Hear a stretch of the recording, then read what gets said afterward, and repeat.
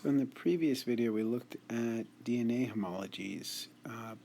Remember, homologies mean where two different taxa share common characteristics that are inherited, right? And in the case of DNA homologies, there are similar DNA sequences that can be compared, and that similarity can lead to an understanding of how closely two different taxa, again groups of organisms, can be, how close they are related to each other evolutionarily. So when we take a look at protein homologies, we would expect, again, chimpanzees to be the closest, and maybe something like a frog to be the most different, right? So when we think about the idea of prediction, that's the kind of the essence of a good theory, right? A theory isn't just about explaining phenomenon or explaining facts, explaining laws that we see happening every day in nature, but a theory needs to be able to, a good theory needs to be able to predict something. That's how you test it, right? That's that if-then statement that we've talked about, that you've talked about forever, is if you're able to predict an outcome, then you're quite sure that you're on the right track. Are you sure that you're absolutely correct? No, you're never sure of that. But you are sure that you're on the right track. So if your theory is predicts something that actually comes to pass, then you have some evidence that would suggest that your theory is at least somewhat correct. What percentage you can figure out through various statistical analyses, but the point is that you can compare the outcome of a test to what your theory predicted. Again, that if-then statement that we've been talking about all year. So the theory of evolution says that all things are related. We looked at the DNA evidence, and we looked at the sequences, and we said, well, DNA is inherited, therefore, let's go ahead and do a kind of a thought map really quickly. Previously, we talked about, the idea that DNA is inherited.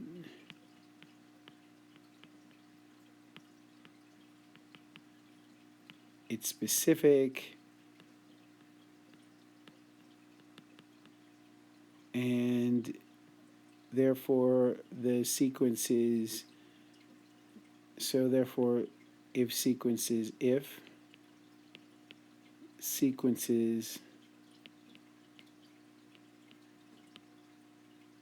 align, a match, let me instead of align, let's say match, then they are closely related.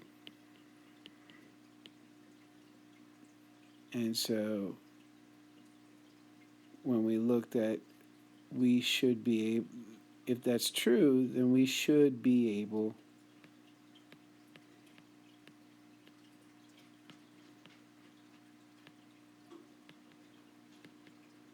to predict relationships, evolutionary relationships,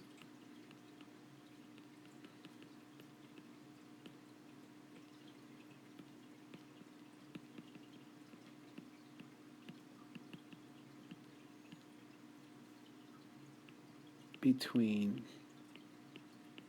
taxa. Now, remembering that taxa is just groups of organisms.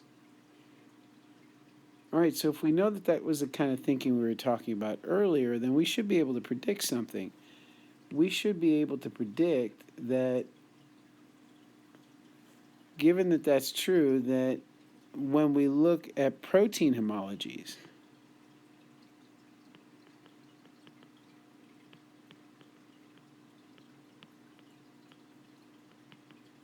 similarities between proteins now, not DNA. They, if the if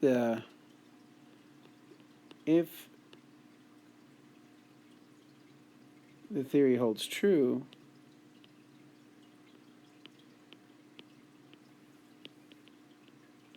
then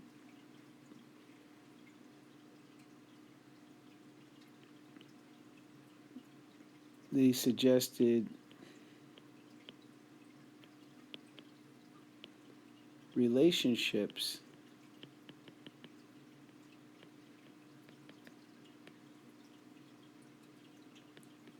from the DNA homologies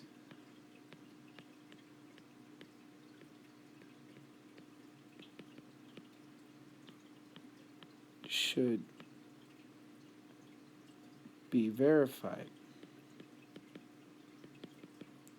Unless there's something wrong with the theory or there's some confounding factor, the protein homology should match DNA homologies. In other words, the DNA similarities, the percent similarities in DNA, should be reflected in the protein homologies, the percent similarity in protein. Now, initially you might say, well, wait a minute, DNA makes protein, so of course they're going to be equally related. They're going to show very close relationship. But remember, not all DNA codes for proteins. Remember that every gene can have multiple ways of being expressed, and there's post-transcriptional modifications.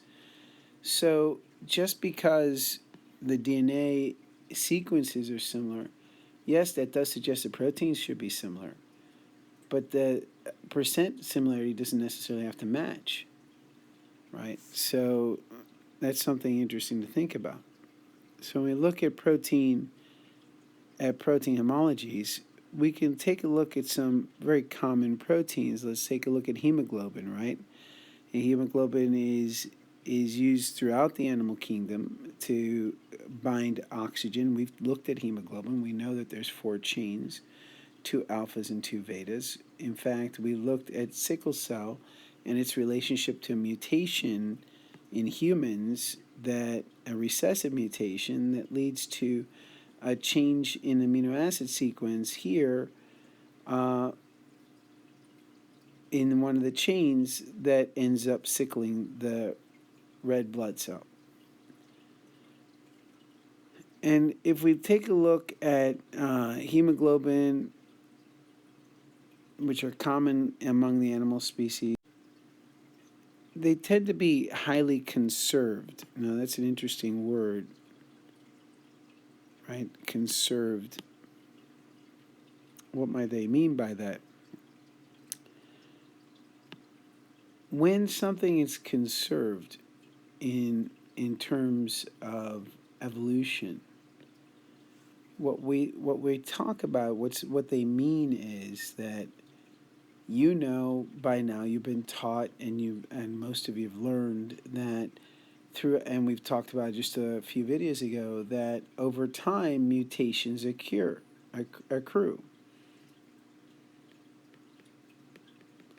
Mutations happen. And they're not necessarily a bad thing. So mutations are a change in DNA sequence, which leads to a change in the proteins, which leads to a change in traits. It doesn't necessarily, mutations don't have to change the trait, don't have to be expressed. They could be silent. We've learned all that. But these mutations occur over time. Now, there are certain really essential molecules that if you change them, the organism can't live.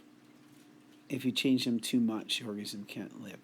So mutations are not tolerated by nature in certain proteins.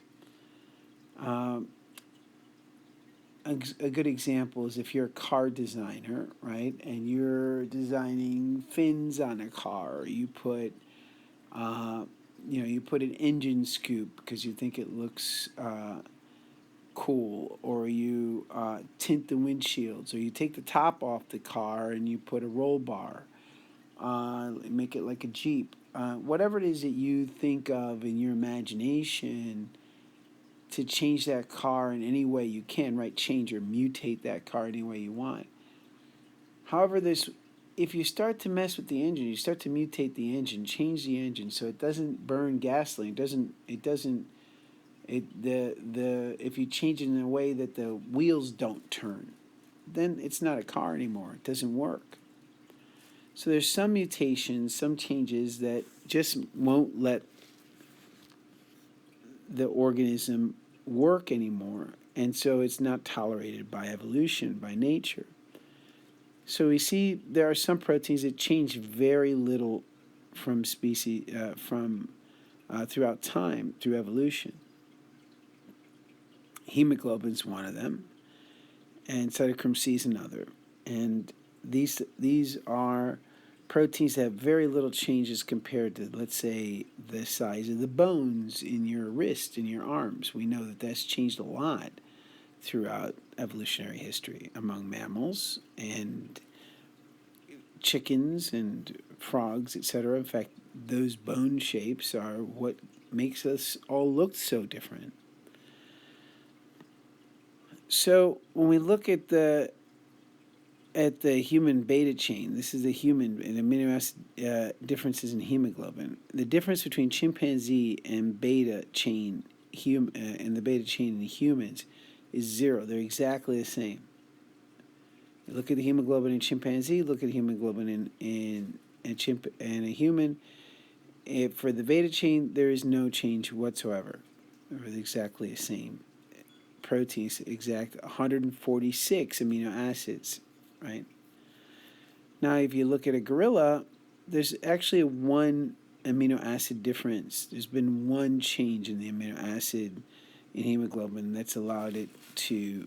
Now, that's for a protein as important as hemoglobin. That's significant because it must have taken a long time for that one amino acid change. A gibbon has two amino acids have changed. A rhesus monkey, now no longer an ape, right? All of these were all apes.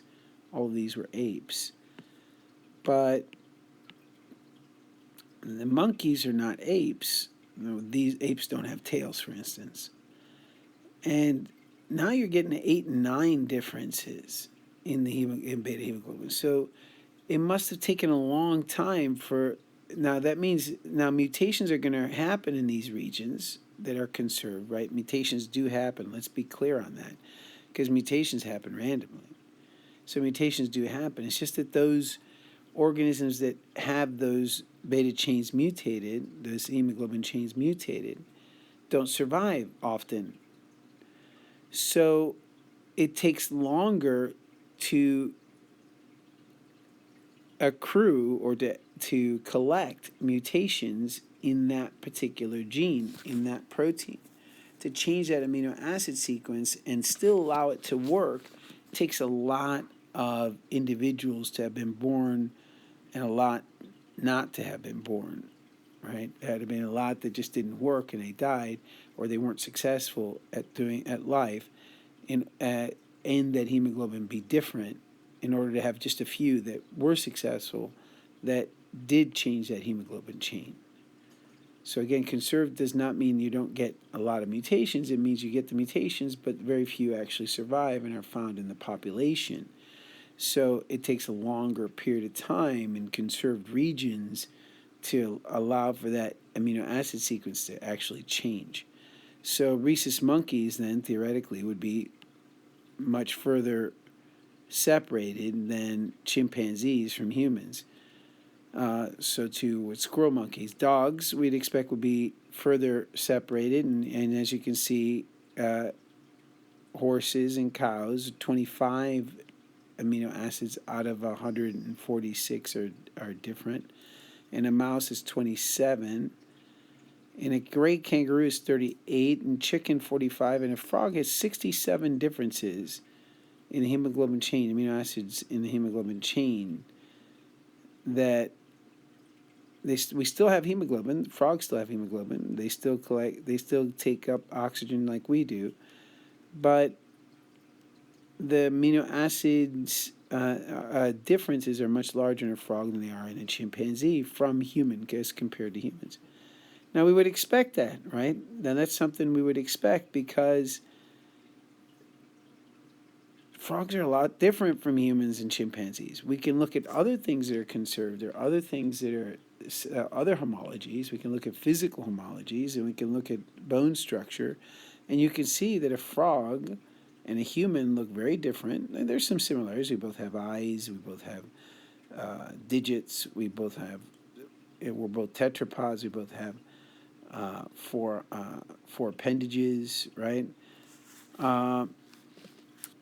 Both have nostrils. I mean, we do have some things that we share, some similarities, but no one, I don't think, would argue that a chimpanzee looks as different from a human as a frog does.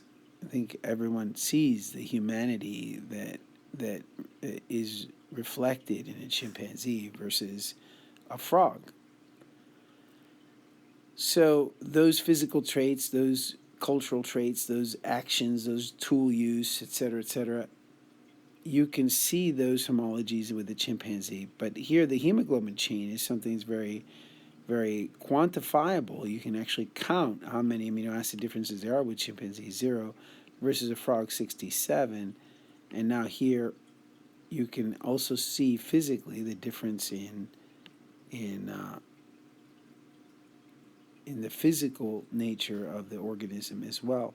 So conserved regions of DNA and conserved proteins, those are things that mutations happen, but very few survive, so it takes a long time, right? A long time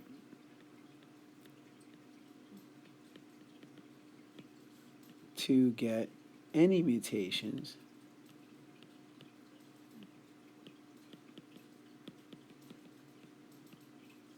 To lead to an amino acid change. Therefore, because if that's true, and it is, therefore, the more mutations, amino acid differences,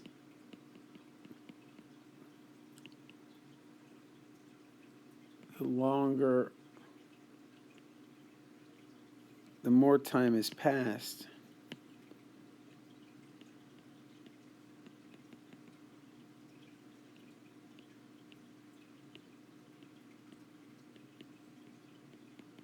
since we had a common ancestor.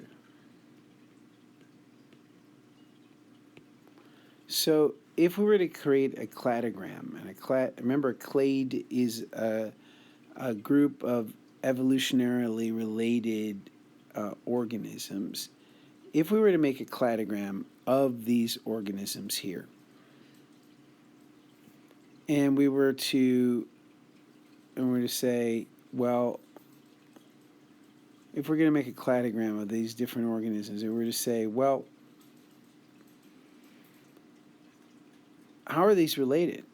And we're going to use amino acid sequences. Then the further back we go, so when we look at it, we can see that the closest relative to human is here at between human and chimp,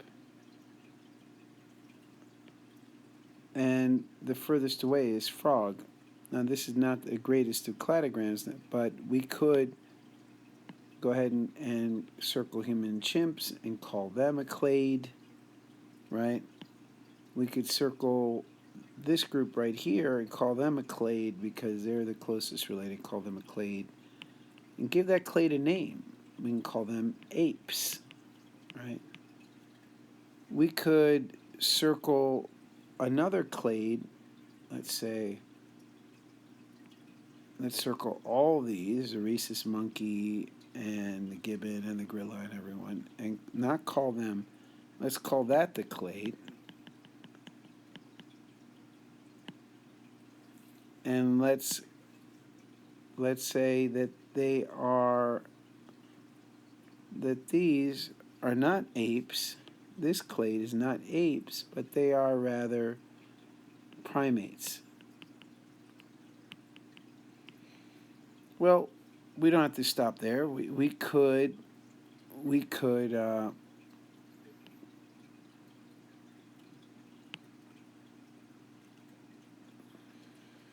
we could circle another clade. We could circle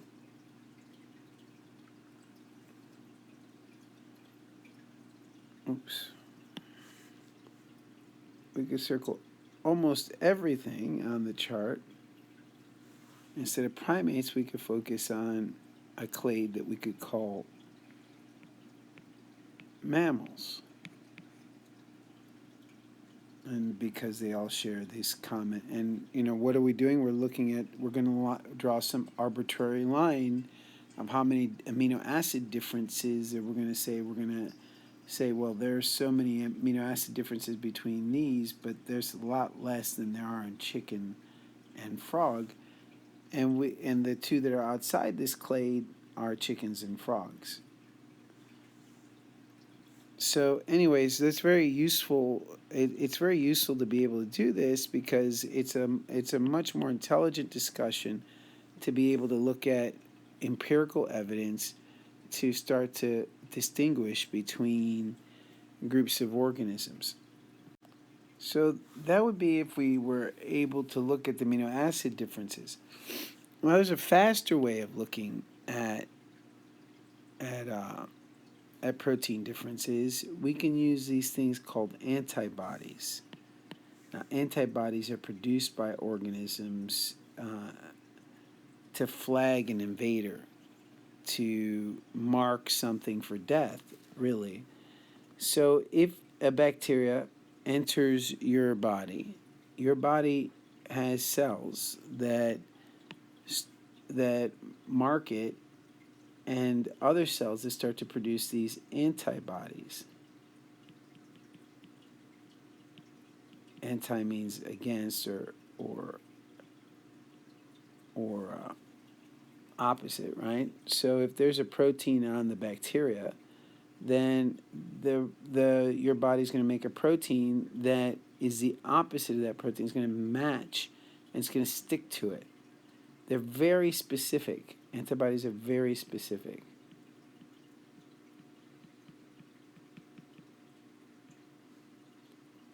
And you even have cells that remember invaders.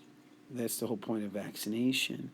So your body can more quickly produce these antibodies to increase your immune response. What these antibodies do is they surround the bacteria with these flags so that killer cells can come in and destroy, or phagocytes can come in, and they recognize an invader, something that doesn't belong, and your body can then destroy it.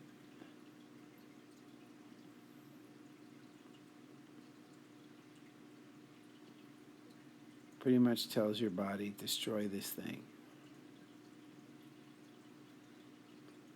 Well, one of the other things is that it actually comes out of solution. It precipitates down because it becomes heavier. It precipitates down when you put a bunch of antibodies in the solution with the protein that it's made against, and it just settles down at the bottom. The bigger the response, the more specific antibodies you have for that particular protein. So the more different the protein is from what the antibody was made for, the less they're going to stick, and the more likely you are not to get a reaction, which is why mutations, when viruses mutate, for instance, the flu mutating every year, those proteins change, so your body, the antibodies don't match, they don't stick very well, and so they're never flagged, so you don't see, your body doesn't see them, and they become invisible to your body, so they get a chance to replicate and cause damage. So that being said, what's interesting is that we can use that to our benefit in the laboratory, because we can take antibodies that are made specifically to a protein, and we could test and see if that how different that protein is. The better the antibody response, the more closely that protein matches the protein that it was made for. So if we take uh, antiserum, which is the that we can actually inject rabbits uh, with the protein. The rabbits make the antibodies to that protein. They're an antibody factory for us, and then we can use isolate the antibodies from the rabbit's immune bloodstream, from the serum, the non blood cell part of the rabbit's blood, and we can then use those antibodies to test to see if the protein is in the sample. So if you take that human protein, like, I don't know, cytochrome C or hemoglobin or what have you, and you put it into a test tube, and you do that for all 5 of these creatures, and you've made the antibody to the human hemoglobin, and you add the antibody that's specific to the human hemoglobin, then what would happen is you get a precipitation. Precipitation, remember, means it falls out of solution, so it'll fall down to the bottom in the human sample, because that's what the antibodies are made for human protein. They'll fall down, so that's a positive test. In a gorilla, it will fall down, but just not as much. In a baboon, it falls down even less. In a lemur, even less. In a rat, the least of these samples. Just letting you know how different that protein is among these 5 different organisms, because the closer they are related to the human protein, the more likely they would match the precipitation rate in the human sample. So we can use immunology to determine phylogeny. Now, what is phylogeny?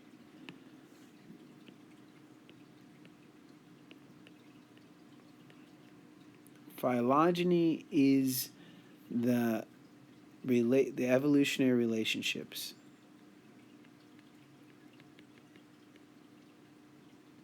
The study of evolutionary relationships.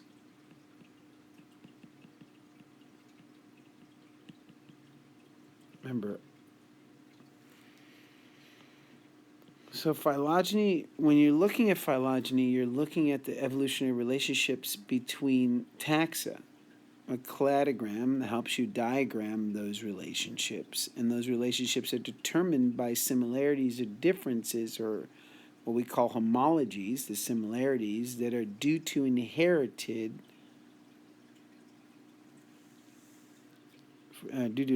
reasons. So due to something that was inherited, specifically DNA.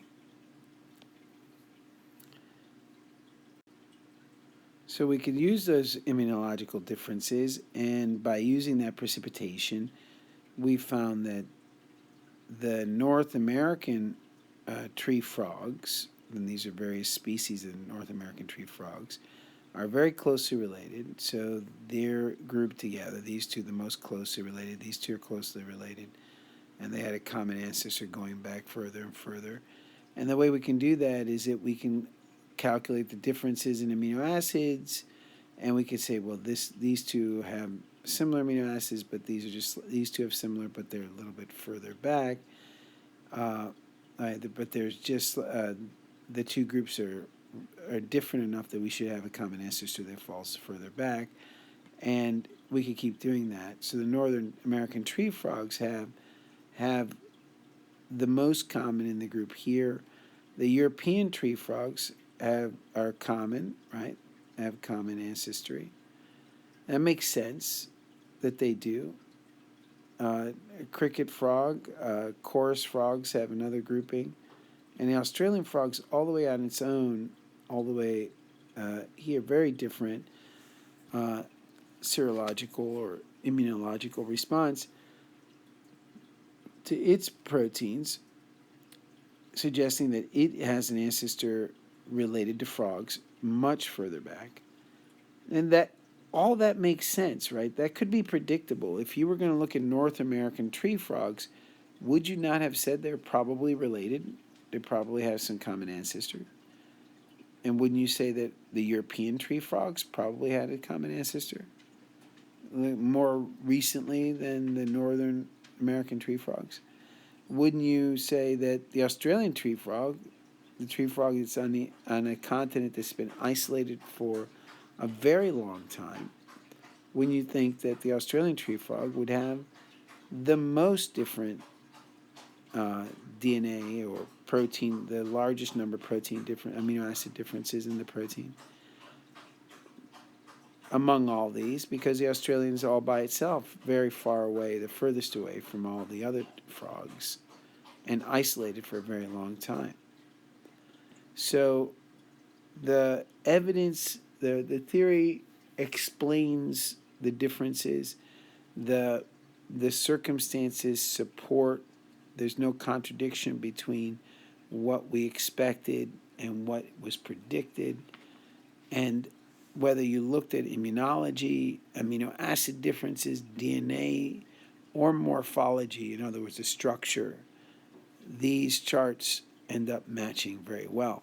This is not always the case. There are differences. Sometimes the morphology, sometimes the fossil evidence, for instance, suggests something different from DNA. And that has to be explained. And there are all kinds of arguments and debates going on all over the world all the time on these details to try to figure out these phylogenies. And these cladograms are only the most likely. Often there's several different versions of the cladogram, depending on how you interpret the data, how much you emphasize one over the other. You can get different cladograms, but the fluid nature of the cladogram is fine. This is not an absolute. We're not saying that. No, I don't think many people would say Australian tree frog is definitely this, and the North American tree frog is definitely this. Most scientists would say it's most likely this is the case, and most likely this is the case, and we're pretty sure that this is what's going on for now until we get more data. All right. And by the way, again, that's what science is about. That's why we try not to bring religion in this, because in religion we give our heart and soul to that belief system, and we say that this is the way it is, and there's no room for questioning at that point. If you question, you're lacking faith.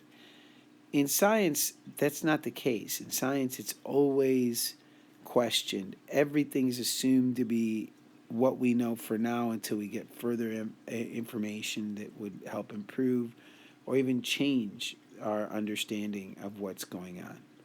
People are constantly trying to find new explanations that explain any data, any contradictions in what we see, constantly trying to reform our understanding and to improve it, to try to find it, to get it closer to what actually is. And often in religion, we try to stay away from the hows, and we try to focus on the whys and the whos, and that's really, the two basic differences between the two paradigms, between the two ways of thinking. When you try to use one to explain the other, you start to run into all kinds of issues intellectually. All right, moving on.